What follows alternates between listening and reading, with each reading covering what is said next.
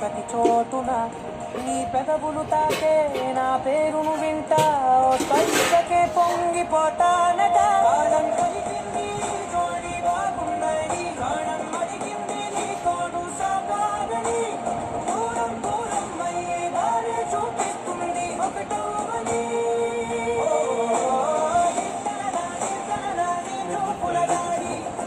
బిడ్డ దులిపిన అప్పుడే